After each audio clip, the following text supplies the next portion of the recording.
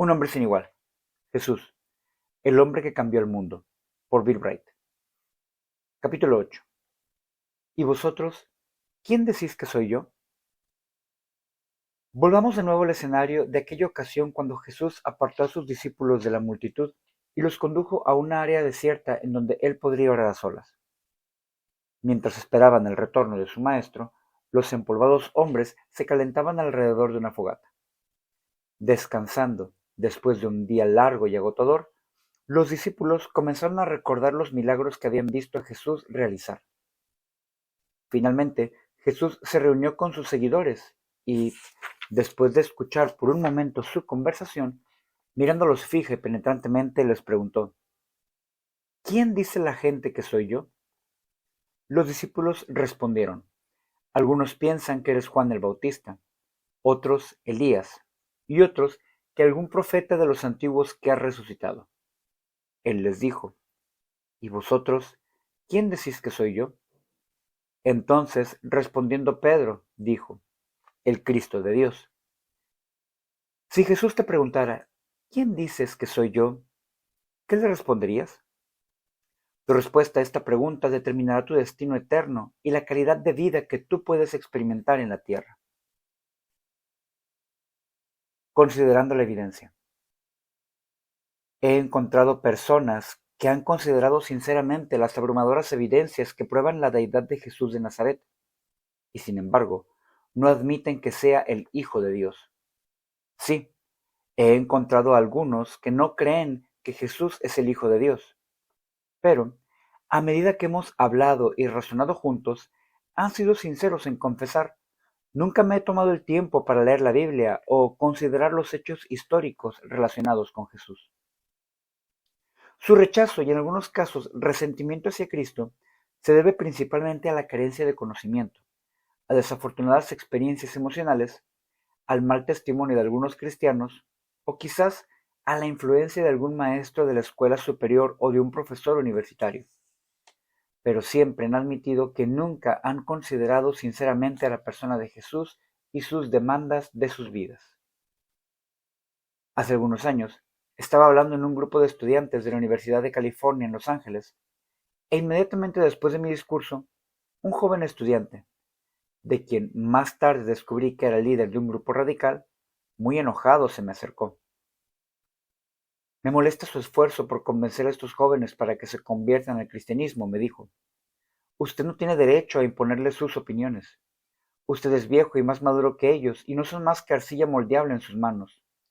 Me opongo a que esté tratando de convertirlos en cristianos. Por supuesto, él había convenientemente cedido, al reconocer que su meta como líder de un grupo radical universitario era hacer todo lo que estuviera a su alcance para influir en los demás estudiantes para que siguieran sus ideas.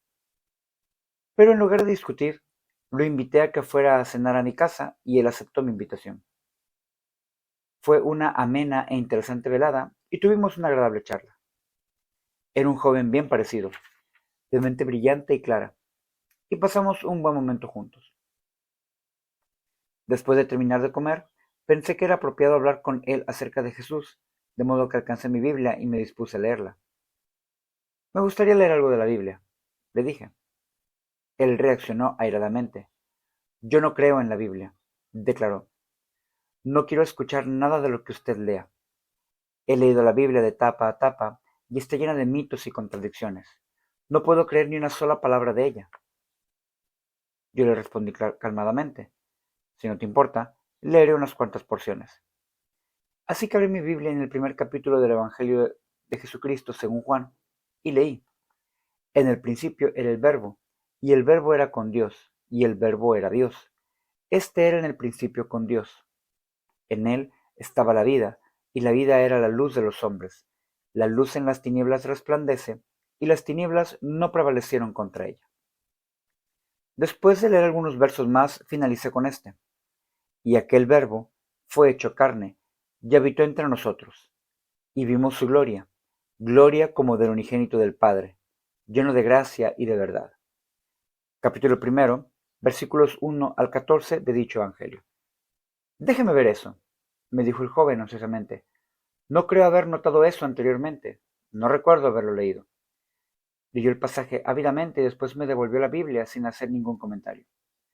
Sigue leyendo en Colosenses 1, comenzando con el verso 13, leí, el cual, Dios, nos ha librado de la potestad de las tinieblas y trasladado al reino de su amado Hijo, en quien tenemos redención por su sangre, el perdón de pecados. Él es la imagen del Dios invisible, el primogénito de toda creación, porque en él fueron creadas todas las cosas, las que hay en los cielos y las que hay en la tierra, visibles e invisibles, sean tronos, sean dominios, sean principados, sean potestades.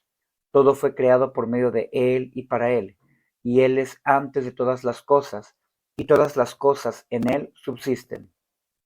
Y por medio de él reconciliar consigo todas las cosas, haciendo la paz mediante la sangre de su cruz. De nuevo preguntó si podría leer el pasaje por sí mismo.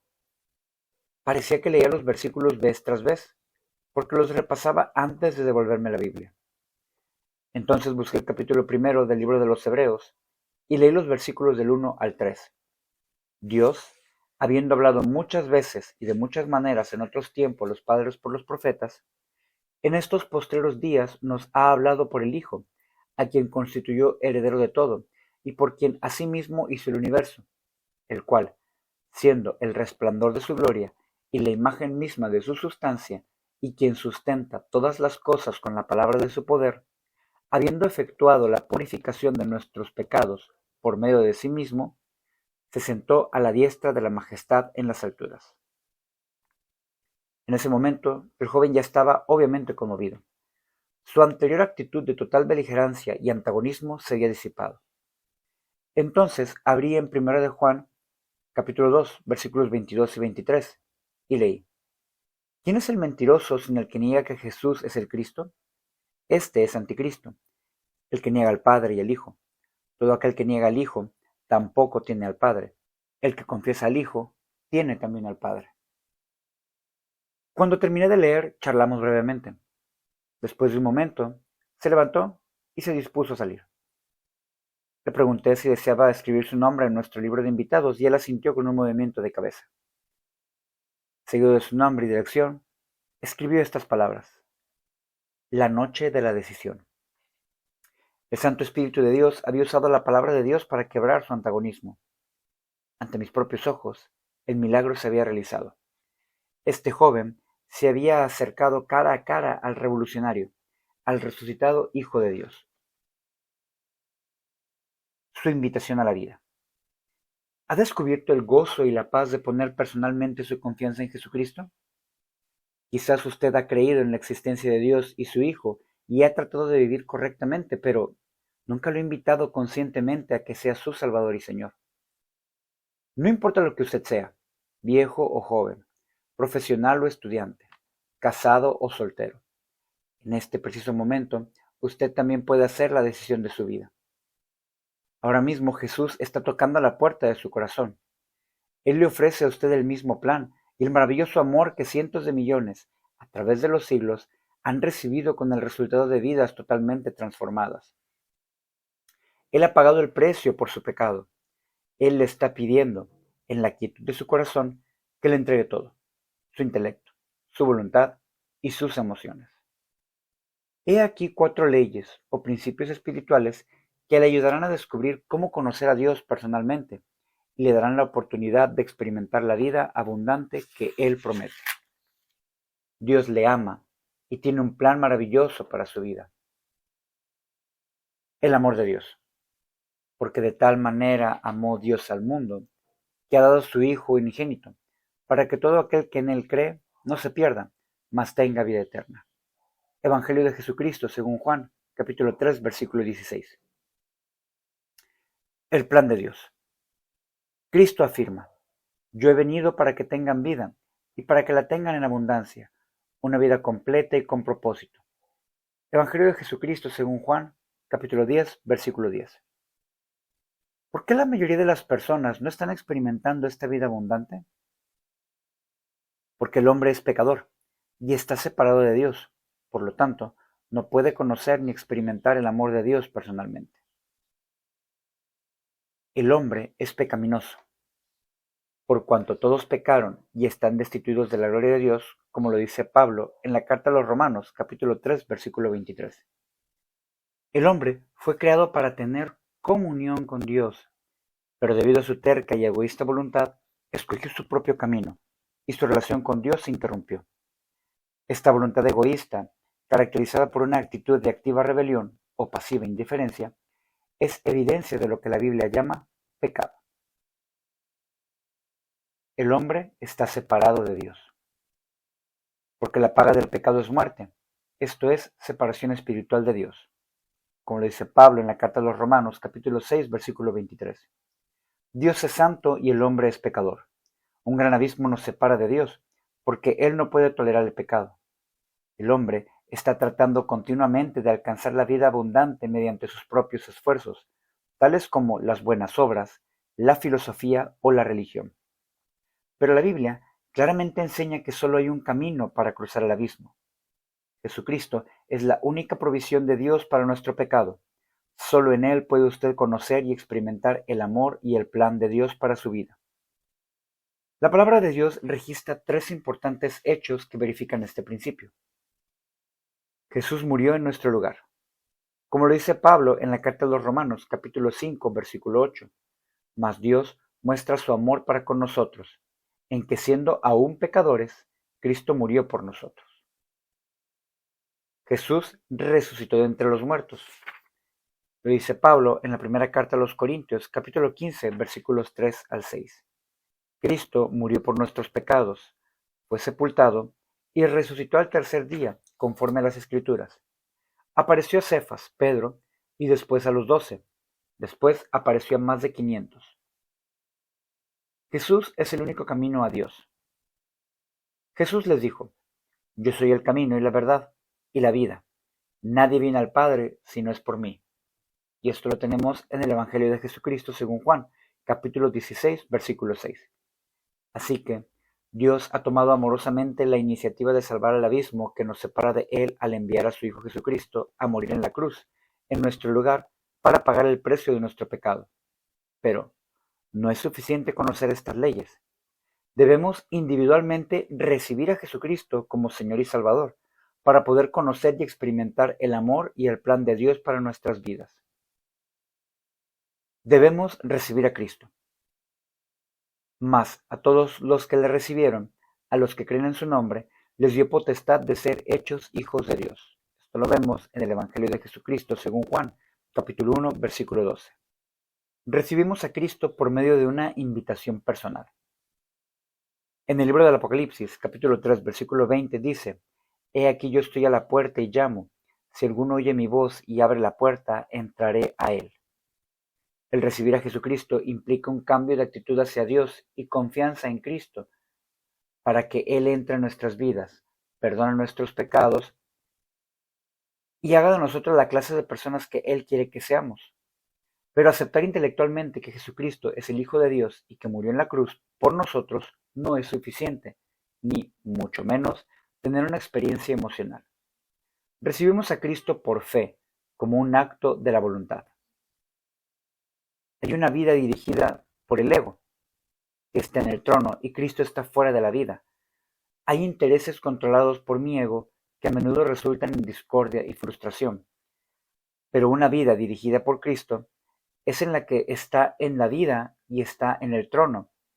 El ego está rendido a Cristo y los intereses están bajo el control de Cristo, lo cual resulta en armonía con el plan de Dios. ¿Cuál de estas vidas representa la suya? ¿Cuál de los dos quisiera usted que la representara? Usted puede recibir a Cristo ahora mismo por fe mediante la oración. Dios conoce su corazón y no tiene tanto interés en sus palabras como en la actitud de su corazón. La siguiente oración que se sugiere ha ayudado a millones de hombres y mujeres alrededor del mundo a expresar fe en Él e invitarle a entrar en su vida. Señor Jesucristo, quiero conocerte personalmente. Gracias por morir en la cruz por mis pecados. Te abro la puerta de mi vida y te recibo como mi Salvador y Señor. Gracias por perdonar mis pecados y por darme vida eterna. Toma el control del trono de mi vida y hazme la clase de persona que tú quieres que sea. Experimentando la vida. Si usted verdaderamente cree que Jesús es el Hijo de Dios, que Él murió en la cruz por sus pecados y resucitó de entre los muertos, y si esta oración expresa el deseo sincero de su corazón, ha recibido al Señor Jesucristo como su Salvador personal y Señor. Ahora usted es un hijo de Dios. Hoy ha comenzado la maravillosa experiencia del amor y el perdón de Dios. Recibir a Cristo como su Salvador y Señor le asegura la vida eterna con Él en el cielo, como lo expresa Juan en su primera carta, en el capítulo 5, versículos 12 y 13. El que tiene al Hijo tiene la vida. El que no tiene al Hijo de Dios no tiene la vida. Estas cosas os he escrito a vosotros que creéis en el nombre del Hijo de Dios, para que sepáis que tenéis vida eterna, y para que creáis en el nombre del Hijo de Dios. En conclusión, cuando usted recibió a Cristo por fe, como un acto de su voluntad, muchas cosas maravillosas ocurrieron. Estas incluyen las siguientes. Número 1. Cristo entró en su vida. Como lo podemos leer en el libro del Apocalipsis, capítulo 3, versículo 20, y en la carta de Pablo a los Colosenses, capítulo 1, versículo 27.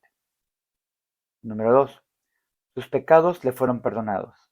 Hay un testimonio de esto en la carta de Pablo a los Colosenses, capítulo 1, versículo 14. Número 3. Usted ha llegado a ser hijo de Dios, como lo expresa el Evangelio de Jesucristo según Juan, capítulo 1, versículo 12. Número 4. Usted ha recibido vida eterna. Esto lo encontramos expresado en el Evangelio de Jesucristo según Juan, capítulo 5, versículo 24. Número 5. Comenzó a vivir la gran aventura para la cual Dios le creó.